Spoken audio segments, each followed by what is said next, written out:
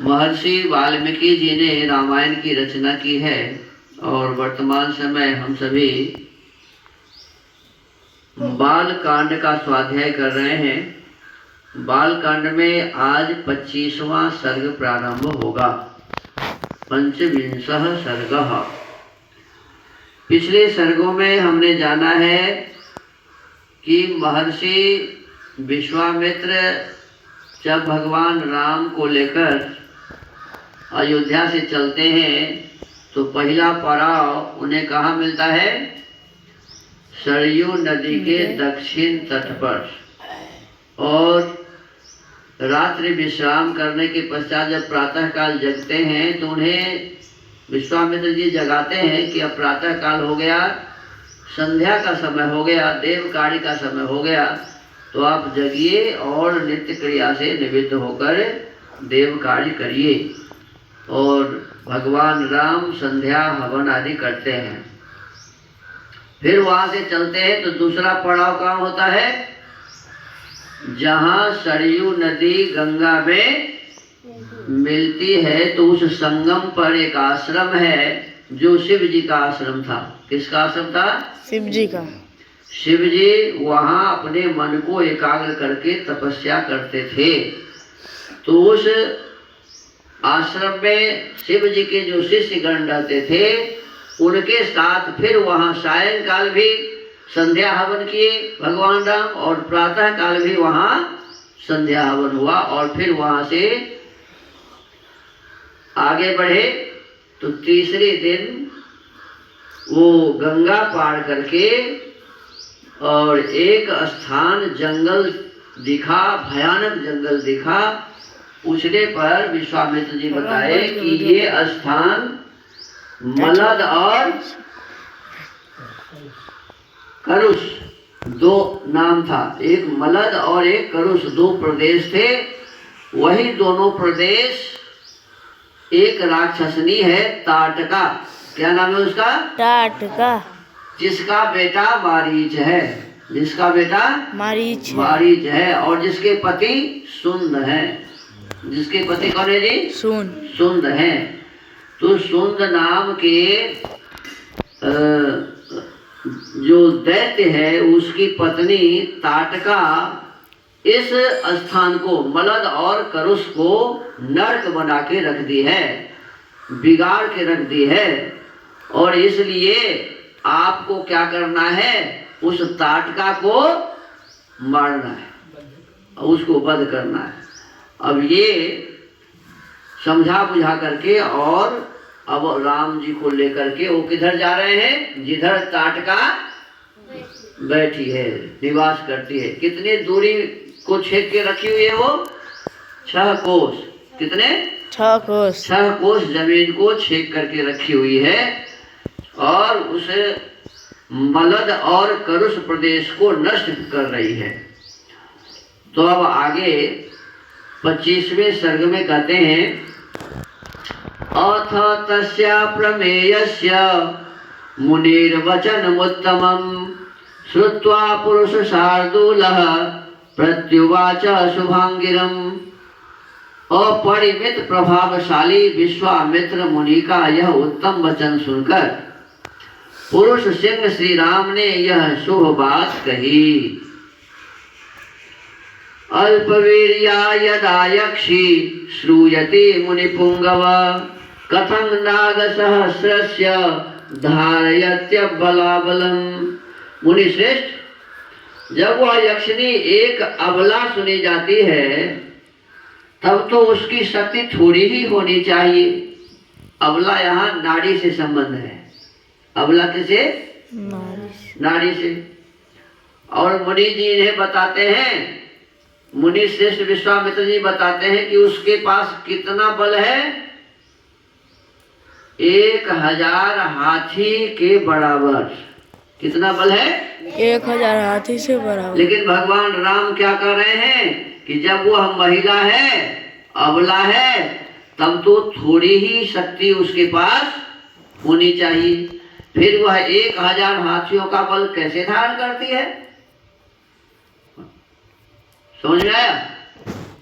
तो आगे कहते हैं इत्युक्तं वचनं श्रुत्वा राघवस्यामितौजसः हर्षयन् श्लक्ष्णया वाचा सलक्ष्मण मरिन्दमं विश्वामित्रो ब्रवीद्वाक्यं शृणुयेन बलोत्कटा वरदानकृतं वीर्यं धारयत्यबलाबलम्।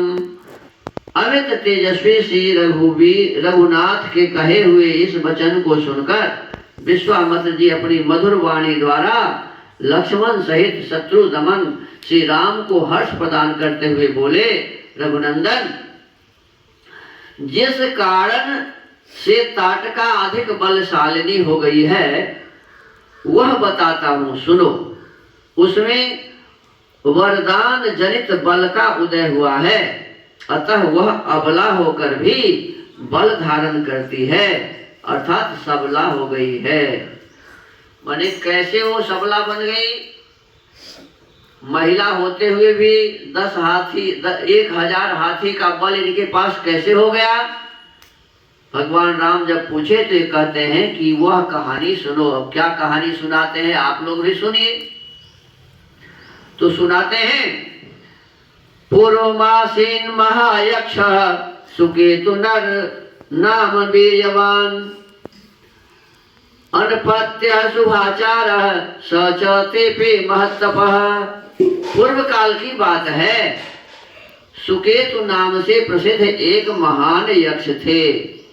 क्या नाम था? सुकेतु। क्या नाम था? ये भी राक्षस ही था। कहते सुकेतु नाम से प्रसिद्ध एक महान यक्ष थे। वे बड़े पराक्रमी और सदाचारी थे। अब यक्ष थे लेकिन लिखा हुआ है कि क्या थे? सदाचारी थे। अच्छा आचरण वाला यक्ष कैसे हो गया जी? माने यक्षिनी बोला गया है किसको? ताटका को। क्या बोला गया है? ताटका को यक्षिनी बोला गया है। तो यक्षिनी का मतलब राक्षसनी, यक्षिनी का मतलब यहाँ यक्ष बोला गया है किनको? ये जो माने एक और राक्षस है, इसका नाम सुकेतु था। क्या था? तो ये भी तो यक्ष था, मतलब राक्षस ही था, लेकिन कहते हैं कि सदाचारी था। तो सदाचारी आदमी राक्षस कैसे होगा? यदि सुंदर आचरण वाला व्यक्ति फिर राक्षस नहीं होगा ना। राक्षस तो बोलते ही हैं बदमाश को। राक्षस किसको बोलते हैं? राक्षस तो बदमाश को बोलते हैं। लेकिन कहा कि सुकेतु नाम से प्रसिद्ध एक महान यक्ष थे। वे बड़े पराक्रमी भी थे, माने बलवान भी थे और सदाचारी भी थे, परंतु उन्हें कोई संतान नहीं थी।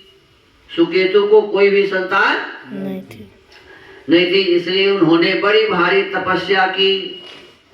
और सदाचारी तो पहले ही से थे, पराक्रमी तो पहले ही से थे। माने पराक्रमी मतलब मेहनत करने वाला, परिश्रम करने वाला, सब प्रकार के सामर्थ्य को अपने भीतर में रखने वाला व्यक्ति पराक्रमी होता है।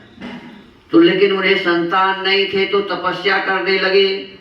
पितामहस्तु सुप्रीतस् तस्य यक्षपतिस्तदा कन्या रत्नं ददौ राम ताटकां नाम नामतः। श्री राम यक्षराज सुकेतु की उस तपस्या से ब्रह्मा जी को बड़ी प्रसन्नता हुई। अरे सब काम के जड़ में ब्रह्मा जी को रखा हुआ है। जितना काम है ना, रावण को वो जो ताकत मिली है लड़ाई करने की, उसमें भी ब्रह्मे का काम है ना जी। ये देखो अभी अब कह रहे हैं कि श्री राम यक्षराज सुकेतु की उस तपस्या से ब्रह्मा जी को बड़ी प्रसन्नता हुई। उन्होंने सुकेतु को एक कन्या रत्न प्रदान किया। सुकेतु को क्या दिया? कन्या दिया, माने बेटी दिया, जिसका नाम ताटका था। अब देखो ये जो बदमाश राक्षसनी है ना, जो मलद और करुष को चौपट करके रख दिया। बढ़िया जो सुंदर राज्य था, दो प्रदेश, सबको नष्ट कर दिया। तो नष्ट करने वाली जो ये दुष्ट महिला है, ये दुष्ट महिला किसकी बेटी हुई जी? ब्रह्मा जी दे रहे हैं तो बेटी तो असली उन्हीं की हुई है ना जी। दे कौन रहा है? ब्रह्मा जी। किन को दे रहा है? सुकेतु को दे रहा है। किसको दे रहा है? सुकेतु। सुकेतु को दिया, जिसका नाम ताटका था।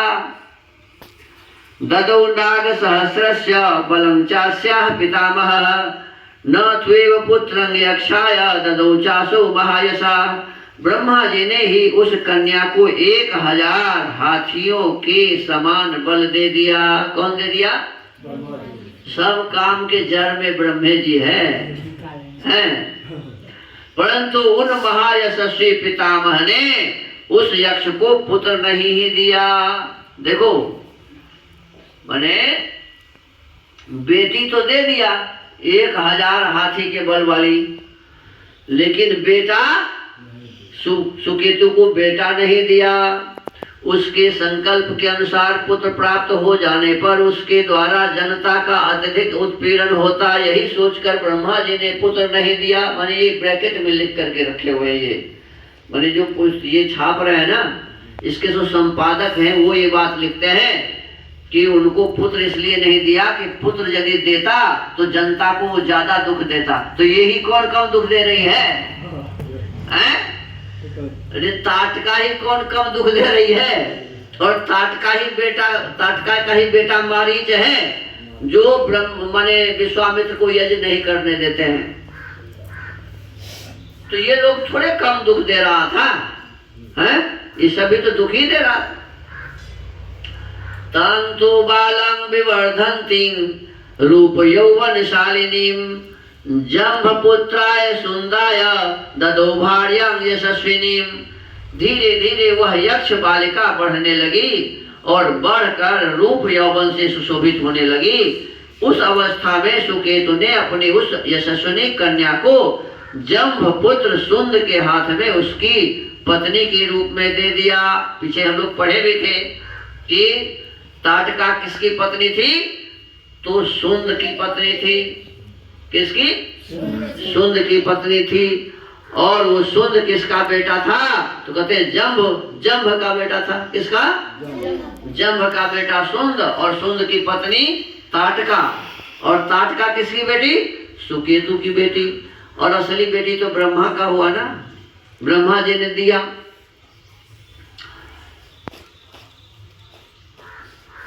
अब कहते हैं कस्यचित्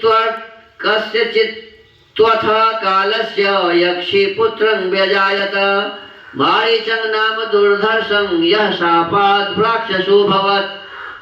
कुछ काल के बाद उस यक्षी ताटका ने मारीच नाम से प्रसिद्ध एक दुर्जय पुत्र को जन्म दिया, जो अगस्त मुनि के शाप से राक्षस हो गया। और खुद भी तो राक्षसनीय थी, हैं? पीछे लिखा हुआ है कि वो खुद राक्षसनी थी, तो राक्षसनी का बेटा तो राक्षस होगा ही। लेकिन ये क्या कहा जा रहा है कि ताटका को एक पुत्र हुआ जिसका नाम मारीच था, और मारीच को शाप कौन दिया? तो यहाँ लिखा है कि अगस्त ऋषि ने शाप दिया, जिस अगस्त ऋषि ने हाथ में समुद्र को लेकर के पी गए थे। बताओ तो कोई हाथ में समुद्र को लेकर के पी सकता है क्या? लेकिन ऐसा कहा जाता है। उसी अगस्त के बारे में कह रहे हैं कि अगस्त मुनि ने शाप दिया, इसीलिए मारीच क्या बन गया जी? राक्षस बन गया। सुंदे तो निहते राम अगस्त्य मृषि सप्तमं ताटका सह पुत्रेण प्रदर्शयितुमिच्छति। श्री राम अगस्त ने ही शाप देकर ताटका पति सुंद को भी मार डाला, और ताटका अब अकेली ही रह गई। क्यों? कि अगस्त मुनि ने शाप दे करके उसको एक को बेटा को बना दिया राक्षस। बेटा को क्या बना दिया? राक्षस। और उसके घर वाला को, ताटका के घर वाला को क्या कर दिया? मार ही डाला। उसके मारे जाने पर ताटका पुत्र सहित जाकर मुनिवर अगस्त को भी मौत के घाट उतार देने की इच्छा करने लगी। अब वो ताटका जब उसके पतिदेव मर गए तो अपने बेटा मारीच को लेकर के अगस्त को मारने के लिए आगे बढ़ी। कि अब इसको भी क्यों जिंदा रहने देंगे, जब हमारे पति को ये मार दिया है। तो अब उसको मारने के लिए आगे बढ़ते हैं। अब इच्छा करती है मारने की अगस्त मुनि को। तो अब आगे का जो बात, आगे की जो बातें हैं, अब इसकी चर्चा बाद में करेंगे। आज के स्वाध्याय के क्रम को यही विराम देते हैं। ओम।